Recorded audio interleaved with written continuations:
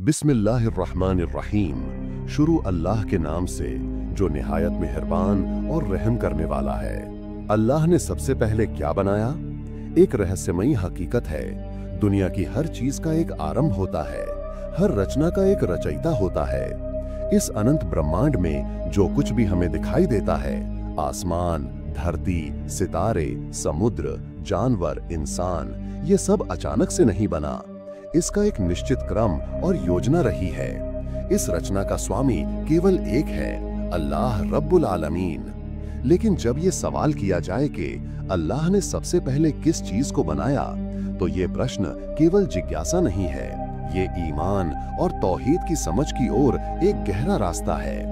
कुरान करीम में अल्लाह ताला ने खुद को अव्वल, पहला और आखिरी कहा है।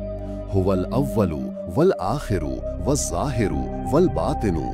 सूरा हदीद आयत 3 में आया है कि वही अल्लाह अव्वल सबसे पहला, आखिर सबसे आखिरी, जाहिर प्रकट और बातिन छिपा हुआ है। किंतु ये अव्वलपन अल्लाह की अपनी सत्ता का है। वो खुद अजन्मा, अनादि, अनंत है। अब बात आती है अल्लाह की पहली मखलूक क्या थी।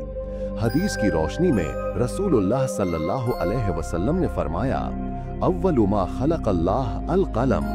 अल्लाह ने सबसे पहले कलम को पैदा किया।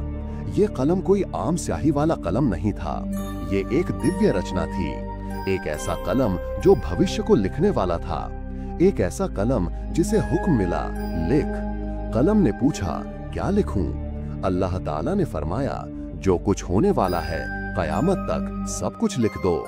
तब कलम ने तकदीर का लेखा जोखा लिखना शुरू किया। इस दिव्य लेखन को लौह महफूज सुरक्षित पट पर दर्ज किया गया। यही तकदीर की किताब है।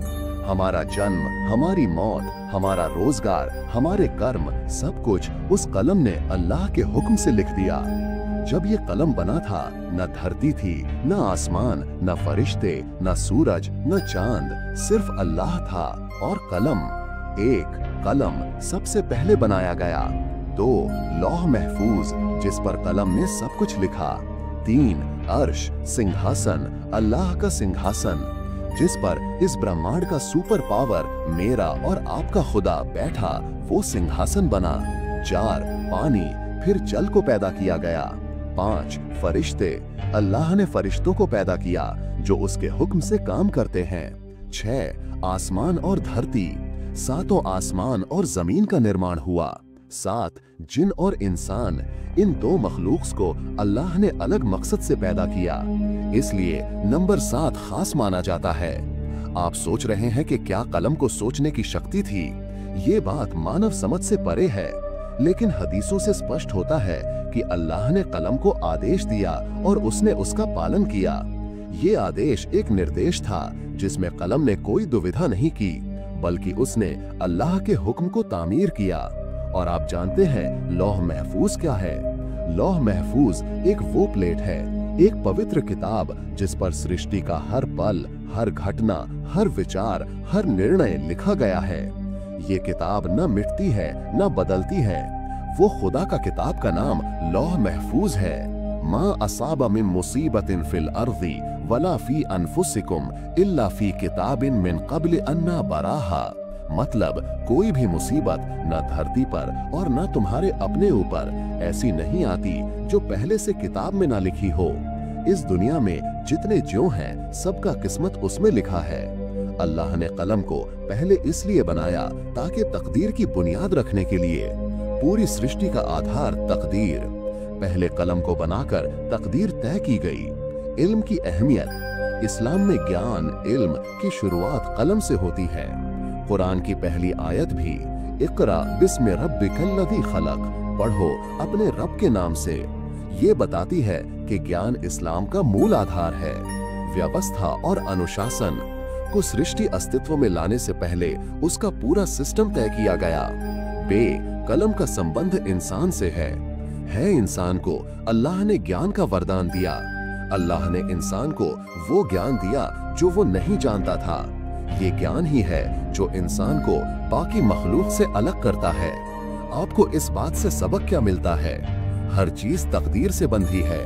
घबराना नहीं चाहिए, जो लिखा है वही होगा, लेकिन दुआ, मेहनत और नियत से कुछ चीजें बदल सकती हैं। इल्म, ज्ञान को प्राथमिकता दें। कलम सबसे पहले बनी, ये इस बात का प्रतीक है कि ज्ञान को हमेशा पहला स्थान मिलना चाहिए।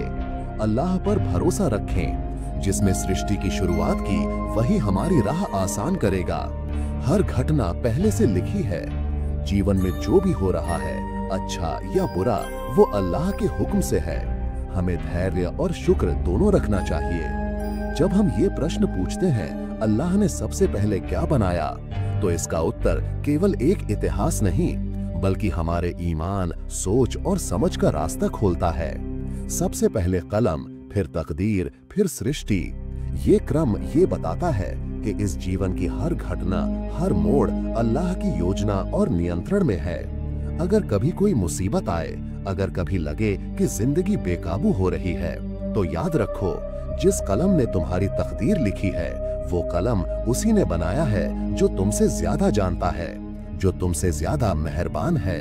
बस उस पर भरोसा रखो, दुआ करो और आगे बढ़ते रहो। अगर ये वीडियो पसंद आई हो तो चैनल सब्सक्राइब और वीडियो को लाइक करें, दोस्तों को भी शेयर करें। अल्लाह की नेक बातें। मिलते हैं अगले किसी टॉपिक पर।